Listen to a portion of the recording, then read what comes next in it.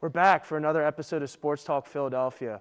We're going to discuss the atrocious start for the Eagles on Monday Night Football. We're going to talk about the Phillies because their season may be all but wrapped up, and the Flyers are back in action. All that coming to you on Sports Talk Philadelphia.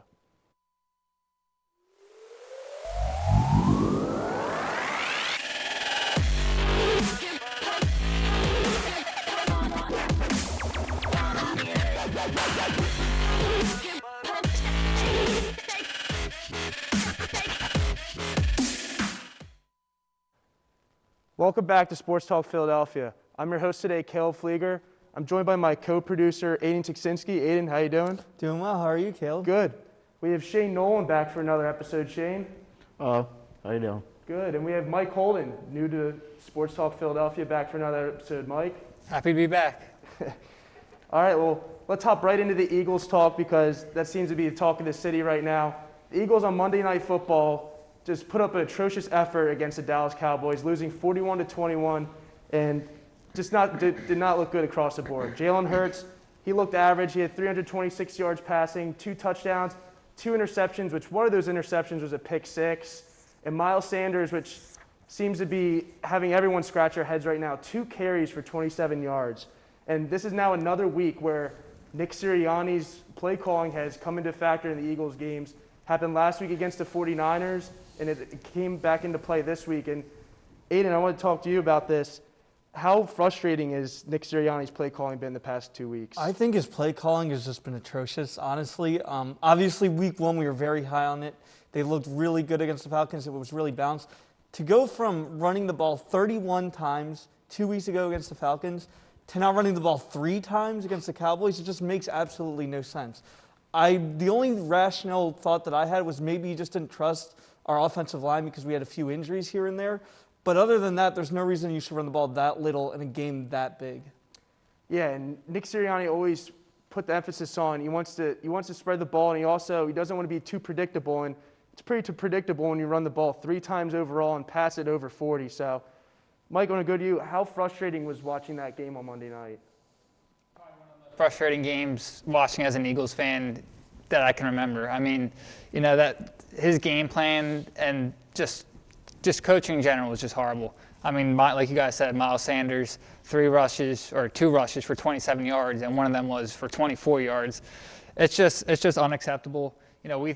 When Doug was here, we were telling him, run the ball more, and we thought it couldn't get worse, but it got worse on Monday night.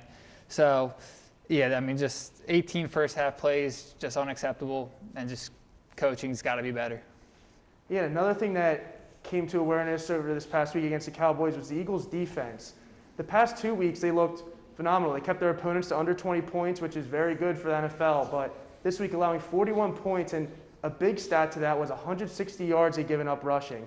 Now, the Eagles' biggest strength on their defense is the defensive line, so it's got to be troubling to think, Aiden, that your defensive line is not getting enough pressure and they're allowing 160 rushing yards. I mean, that opens up the whole Cowboys offense, doesn't it? Yeah, I think the biggest issue with the Eagles' defensive line, obviously they lost Brandon Graham for the season last week, so clearly somebody had to step up, and really nobody did. I mean, Derek Barnett has just been a complete bust. I think it's very obvious now that we can clearly say that was just another bad draft pick by the Eagles for an organization that has a history of horrible draft picks. And then Fletcher Cox has really just disappeared this season. For someone that's supposed to be the leader of this defense, he's been nowhere to be found. And the Cowboys weren't just running to the side where Graham would have been. They were running right up the middle where Fletcher Cox historically has been great at stopping the run. And this just completely shows how bad the team has been up to this point in the season. It also is worrisome to me that Jonathan Gannon, the Eagles' defensive coordinator, made no adjustments throughout that 4 quarters of the game. I mean, when you see Ezekiel Elliott and Tony Pollard ripping off 8, 9, 10-yard runs, I mean, you'd think you have to switch up the scheme at some point. So, Mike, I want to go to you for this one. Is Jonathan Gannon's defensive philosophy starting to worry you through 3 weeks of the NFL season? I wouldn't really say philosophy. I mean, I think it's just more just the players not playing up to their standards. I mean, like Aiden said, Fletcher Cox, I don't want to say he's washed, but these first couple games, he looks pretty washed. I mean, and then losing Brandon Graham, huge loss. And then Derek Barnett has, like Aiden said, he has a stat I have. He has more flags more penalties than sacks in his 5-year career, and he was drafted 14th overall. So, I mean, it's too early to say about Gannon's philosophy, but it's just through 3 weeks, it's just, especially this on Monday night, it was just not pretty at all. Yeah, the Eagles also had a few key injuries on Monday Night Football. They had lost their starting left guard, Isaac Siamalu, for the whole season, which is a big loss for that offensive line. And safety Kayvon Wallace, who was getting a decent amount of playing time in his second year with the Eagles, he got put on IR, so he'll be out for at least 4 weeks. So, Aiden, I want to go to you. How disappointing is it to see that for it seems like the second year in a row, our offensive line just cannot stay healthy? Yeah, I think that's something, it's huge, because we talked about this on the show a little bit last week about how when the offensive line has been good, that's when the Eagles really are successful. And I already have 2 key guys out. I mean, Landon Dickerson, I'm glad they drafted him. I think that it was a very, it was a good draft pick because he has been hurt, but he's been really good when he's healthy. He looked a little bit out of his league on Monday night, and now Mailata hurt too. I mean, I just don't know what you can keep doing offensively. Hopefully Andre Dillard can step up because he also struggled as well. So, yeah, I'm just really concerned about having an offensive line this young with a quarterback this young as well. Mike, I would go to you for this one. I know there was not much positivity that came out of that game on Monday night, but who's your best player on the Eagles on Monday night, if there is any? Yeah, I mean, I said it last week, and the same player I had on defense, Javon Hargrave again. I mean, he was honestly the only player on that defense who is earning his salary. I mean, he's a force to be reckoned with. That touchdown that he forced, I know Cox picked it up, but he forced that fumble, and he's the only player on that defense who was somewhat good on Monday night. So to me, it's Javon Hargrave again. Yeah, so the Eagles, after losing Monday night, they fall to 1-2 on the season. They have the Kansas City Chiefs coming up, but if we want to take a look at the NFC East standings, the Cowboys now are the lone first place in the NFC East at 2-1, while Washington and the Eagles fall at 1-2, and the Giants, who just seem like they can't get any problems fixed the past couple of years, sit at 0-3. Eagles also, they have a tough stretch of games coming up. They have the Chiefs coming off 2 consecutive losses, but we know what they're capable of, that offense. They have the Panthers, who are undefeated right now, and then you have the reigning Super Bowl champions, Tom Brady, coming into town. So, I want to ask you, are you worrisome to see this tough schedule coming up? I mean, 1-2 right now could easily be 1-6 by pretty soon. Yeah, that's pretty much what my thought is, just looking at the schedule ahead, that they could easily be 1-6 by week 8. Yeah, I'm very worried about this team because, they looked at it against the Falcons. We knew it was the Falcons, but still at least it was something. They took 2 steps back against the 49ers and took 2 more steps back this Cowboys game. So I really just don't feel comfortable at all about how the Eagles are playing at this point. Mike, you have any outlook for how the NFC East is sitting right now? I hate to say it, but I think the Cowboys are, the lone team at the top, and I think they're going to be at the top at the end of the season. As much as I hate to say it, I think they're the best team all around. I mean, their defense is definitely improved from last year. I mean, Micah Parsons is a beast.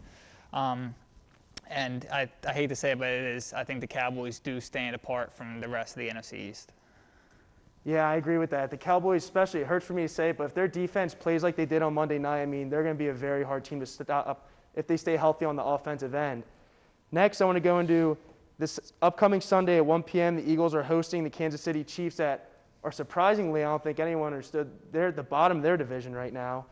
So, Aiden, I want to go to you. What are your thoughts for this upcoming Sunday? You got MVP Patrick Mahomes coming into town. We got Travis Kelce, Tyreek Hill, a lot of offensive threats, and Eagles couldn't stop the Cowboys on Monday, so how are they going to stop the Kansas City Chiefs on Sunday? Yeah, I think defensively they're not going to stop the Chiefs. Even though the Chiefs are 1-2, their offense has still been really, really good. They put up close to 30 points pretty much every game. So I think offensively we just need to keep running the ball. I know that seems pretty obvious, I guess, for Sirianni, it's not. But I think that if we run the ball, have a balanced offense, we can at least attempt to stay in this game. That might be a pretty big ask for this team, but hopefully we can at least keep it somewhat competitive. Mike, what do you have for the Eagles this upcoming Sunday? Do you think they should run the ball more? What do you see for Sunday? Yeah, unless some type of miracle happens down at the Link in South Philly on Sunday, I don't see them winning this game at all. I'll give them the benefit of the doubt. I don't think they're going to get blown out, but that offense is just deadly. And Tyreek Hill the past couple games has kind of been quiet for his standards. That first game, their only win of the season, he had I think almost 200 receiving yards. So if they can somehow, quiet him down just a little bit, and Kelsey too, and contain Mahomes, which is hard, we'll see what happens. But I don't have much faith at all for Sunday. Yeah, and the Eagles are going to need it because I think I saw a stat that Andy Reid's teams that he's head coach, he hasn't lost 3 consecutive games in about 10 years. So Eagles have a tall task to come up on this Sunday. And before we switch on to the Phillies, I want to go around the table. Aiden, what is your prediction for Sunday? 34-14 Chiefs. Mike? 34-24 Chiefs. Yeah, I'm going to go 41-10 Chiefs. So, yeah, I don't see any way the Eagles win this one on Sunday, but we're going to switch on to the Phillies, which is another disappointing talk in this town, as the Phillies went into the Braves series, 3-game series in Atlanta. They were 1.5 games back, knew that they had to sweep the Braves to at least stay in contention so they could make the playoffs. But the Phillies, their first 2 games against the Braves, they lost the first one 2-1 with Zach Wheeler pitching. Second one, Aaron Nola was pitching, and they ended up losing, I think it was 7-2. So, and also Bryce Harper and JT in the first 2 games, 0 for 15 combined batting in 2 games versus the Braves. I mean, there's just no way when you're 3 and 4 hitters, the 2 best players on your team, if they do that, I mean, there's no way you're scoring runs, especially the way Harper has carried the Phillies this season. I mean, he's the only reason they were scoring runs. And when he's not hitting, I mean, nothing's going right for the Phillies. So, Aiden, what is your reaction to the Phillies series in Atlanta so far? Yeah, frankly, I think it's kind of ridiculous that they've scored 3 runs in the last 3 games against teams that they needed to win. I mean, that Pirates series, they were about to sweep, and then they lose 6-0, which, it's fine because they won 3 out of the 4 in that series. Then they go to Atlanta and don't score any other runs either. I just think that they've really not looked good, and clearly that's the reason that offensively, their struggles is why they're not making the playoffs at this point. Mike, what was your reaction to seeing the Phillies collapse the past couple of nights? I mean, it's not surprising at this point. It's it's a yearly thing in September where the past few years they have a chance, they're right there, and what do? They blow it, just like every year. At this point, it's not surprising. It's disappointing, it's sad, and it's kind of an embarrassment, to the city of Philadelphia and our fans that we've dealt with the same stuff for the past few years. So, yeah, they're done. I don't see any way they're going to get to the playoffs this year, and just got to look to 2022. Yeah, the Phillies now trail the Braves 4.5 games with 5 games left, so pretty small percentage to make the playoffs. So Shane, I want to go to you. Do you think the Phillies, is there any way they make the playoffs, or you think is their season just done and we need to start looking towards the following season next year? If there was any way for them to make the playoffs, it would have to be a miracle for it to happen, because they would have to win this last game against the Braves and then sweep the Marlins, and we know they have had problems against Miami for the past couple of years. And the Braves would have to get swept by the Mets, and then they would be playing a game in Colorado, which got rained out a couple of weeks ago. And they would have to lose that game, and then there would be a game 163 between the Phillies and Braves. So, like I said, that would have to take a miracle for that to happen. So I think their season's done. They got to look they got to look ahead to next season. They got to make some big moves this offseason. John Middleton, he said he wants his trophy back and he wants to spend super money, but he hasn't done any of that yet. I mean, the only thing he did was pay Harper $330 million. So they have some big off-season moves to make. Yeah, and the Phillies bullpen, which is probably the most frustrating stat to see, 34 total blown saves for the Phillies bullpen this season. That ties the MLB record for all time. I mean, you gotta look at, we're out of this by 4.5 games. You gotta say, get half of those games back. I mean, you're winning the division with ease. So Shane, I want to go back to you. For this upcoming offseason, what do the Phillies need to fix, and what's their biggest problem? Well, I think the biggest problem right now is the closer role. It has been the closer role for the past couple of years, and I think they have to try and go out and find a new closer. I mean, Ian Kennedy just hasn't done the job, but he got traded over here. And almost every game he's played in, he has given up either a game-tying home run or a game-leading home run to the opposition. And also, I think they have to get rid of Ian Kennedy, Jose Alvarado and find somebody who can pitch, because, I mean, yeah, Jose Alvarado can throw hard and throw about 100 miles per an hour, but it doesn't matter how you can throw the ball. If you can't pick your spots and you can't pitch, then, I mean, it's just going to be a disaster. Aiden, I want to go to you for this one. What plan do you have for the Phillies this coming off season? Do you think they should add the bullpen? Do you think there's any hitters they should add? Because the infield was kind of, I mean, shortstop may be an issue with Didi Gregorius. He's got a big contract right now and did not nearly play up to the level of that contract. So what's your future outlook for the Phillies this next season? I honestly think the first thing they have to go to is starting pitching, mostly because that was a big reason why they didn't do so well at the end of the season. A lot of injuries to key guys. Zach Eflin was out for a couple months. Vince Velasquez didn't stay where he needed to be. He ended up being cut. So I think they really need to look at starting pitching first. Obviously, the bullpen. We brought in Ian Kennedy expecting to be the guy at that closer spot. He has not been that guy. So now we also have to find closers. Hitting-wise, we've definitely struggled. I think that we stick with these guys for now. If they struggle in the next season, then we have to start looking at other options. And Mike, we all saw during the Phillies season that Aaron Nola was not the ace that we've seen previously from him, and he definitely did not play up to that standard this year. What is your future outlook for Aaron Nola? Will he be on the 2022 Philadelphia Phillies? I think he'll be on the team, but I think next year is really the make or break year for him. I mean, another disappointment. I mean, the past few years, it's really just been September, where he kind of starts to, just be bad. But this whole year, it's been just from April to now in September.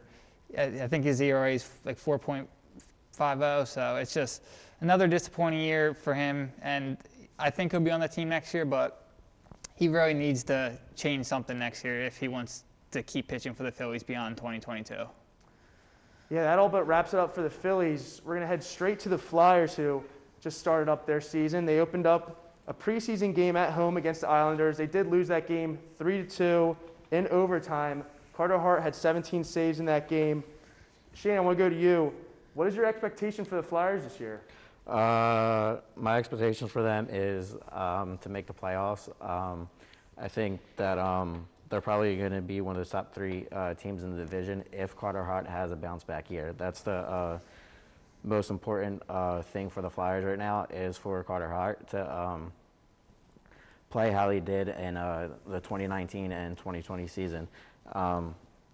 So if he can get back to where he was then they have a good shot at making the playoffs this year. Yeah, the Flyers, they did have two big acquisitions over the offseason in Ryan Ellis and Cam Atkinson. Aiden, I want to go to you for this one.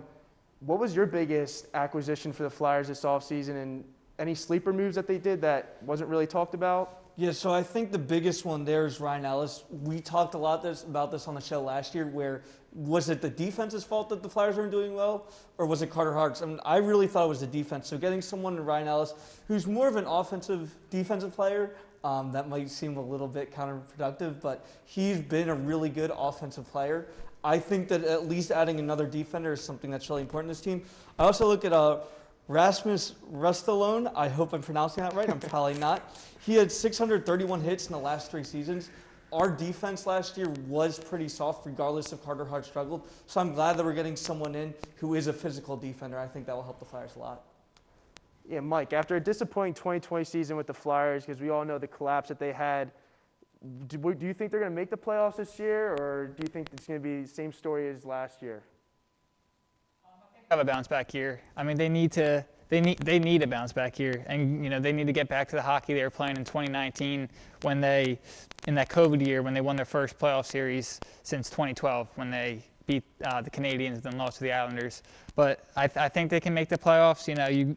You add guys like Ryan Ellis, Cam Atkinson, Jones, Brassard. Fletcher definitely was not holding back in the offseason. He's doing everything he could, getting rid of Voracek, Patrick. So he shook things up, and hopefully it pays off this year and they can get back to the playoffs. Shane, I want to go to you. What is your biggest strength and your biggest weakness with the Philadelphia Flyers this year? I think the biggest weakness is probably going to be the backup goaltender situation. They required Martin Jones from the San Jose Sharks, and he's like 33 or 34, and recently he has declined in his play. I mean, he's given up a lot of soft goals for the Sharks in years prior, and I think they should have went out and probably tried to get somebody else in the backup role who can be a good mentor to Carter Hart. I mean, we've seen last year with Brian Elliott, he was a good mentor for Carter Hart. And also, I think their depth, they might need to add a little bit more to like their fourth or third line. I mean, they have Obey Kubel, they have Derek Brassard, which I think he's going to be a good centerpiece for them this year. And I think they have to bring up Morgan Frost and Tyson Forrester this year to help them with their third and fourth line. Aiden, your biggest strength and weakness for the Flyers this upcoming season? Yeah, I think the biggest strength for me is still offense. That was something that wasn't really a problem for them. They were still, even though they didn't win a whole lot of games, they're still getting a lot of shots on net, which eventually those will start to go in. I'm still worried about goaltending. Obviously, Carter Hart 2 years ago was one of the best athletes in Philadelphia, period, regardless of sport. And now he really fell back a lot. So I'm still worried about him. If he's the guy he was last year, then after this season, the Flyers might have to look for another goalie option. Yeah, the Flyers, it's definitely going to be an interesting season. Their regular season does start up very shortly, and we'll continue to update you guys on the Flyers and their upcoming season as they chase for a playoff return. Next, we're going to go to everyone's favorite. We're going to go to Fast Five. So I'm going to start with Shane. Who will win the World Series this MLB season? I think I'm going to stick with what I said before the season started, and I'm going to stay with the Dodgers. I mean, I just like their pitching. Their offense is one of the best in baseball. They have Max Scherzer, Walker Buehler, and Julio Urias as their top three pitchers. And I mean, even though the Giants, they have great pitching too, but I just don't think that anybody can match up with the Dodgers with their pitching staff. So I think they're going to go back-to-back this year. Yeah, and I agree with that. And I mean, it just shows how good the farm system is for the LA Dodgers when they can trade for guys like Trey Turner and Max Scherzer in the middle of the season when they're already loaded. I mean, that's what we've seen as the Phillies' problem this whole time is they don't have a farm system, so they can't have good prospects come up. They can't trade for any good players. So Dodgers, I definitely agree with that. And next, we're going to go to, instead of talking baseball, Tyler Small, it's Aiden Tuczynski today. Yeah, happy to take this segment over for Tyler since he's not here today. And again, I'm going to go off something Tyler said. So last week he talked about, or 2 weeks ago, he said that the best team that he was looking at for baseball is the San Francisco Giants. I'm going to look at another West Coast team that's really playing well that nobody's talking about. In the Seattle Mariners, they've won 10 out of their last 11 games. They swept the Oakland Athletics twice, who were competing for first place in the division as of like a couple months ago. They have a couple of really good players that nobody's talking about. They have J.P. Crawford, who has a .980 fielding percentage. That's ninth in baseball. They have Chris Flexen, who nobody's really talking about, but he's 14-6 with a 3.67 ERA, which is pretty good for a pitcher that you think should be talking about more. And finally, Mitch Haniger has 38 home runs and 95 RBIs. He's someone that I think should be in the AL MVP conversation looking at stats, and yet nobody's talking about him. This Mariners team right now sits half a game out of the second wildcard spot. If they can finish the season off the way they're now, I wouldn't be surprised if they make it to wildcard weekend, and I hope they do so the national media pays attention to this team. Thanks for that recap, Aiden. Next, we're going to go to the best team currently in the NFL. I'm going to go to Mike for this one. Yeah, I think heading into week 4, I think it's the LA Rams. I mean, their defense last week shut down that run game of the Bucs, and they just locked down Tom Brady in that fourth quarter to pull out the win.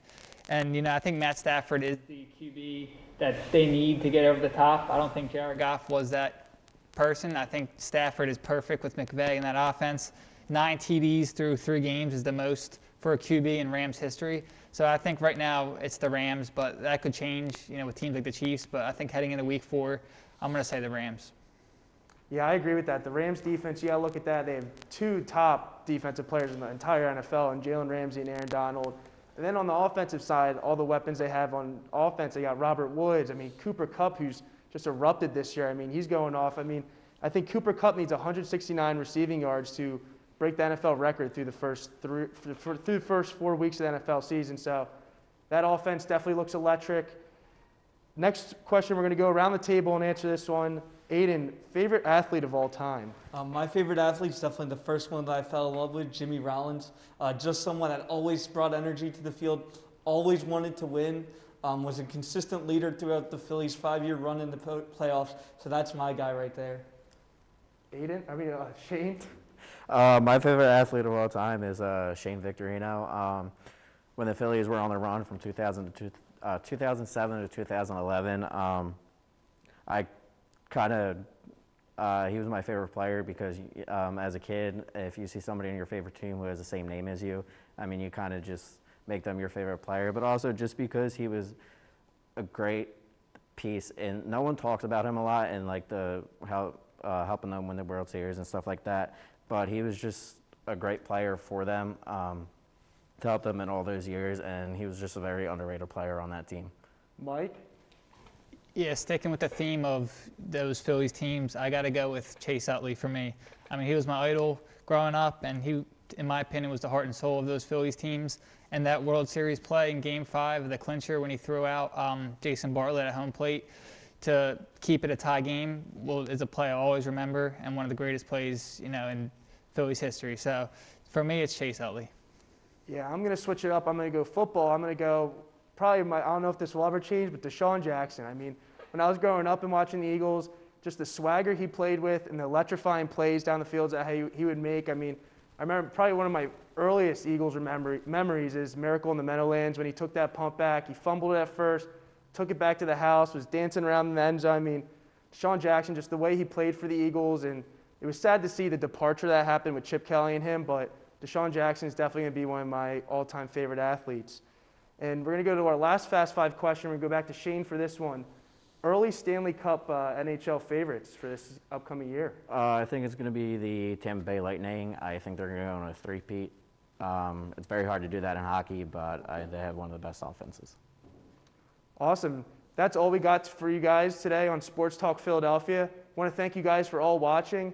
Don't forget to follow our social media at Twitter at Sports Talk LTV, and we're new on Instagram, Sports Talk LTV as well. I want to thank you guys for joining us again, and it was another successful episode, and we'll be back with you guys next week.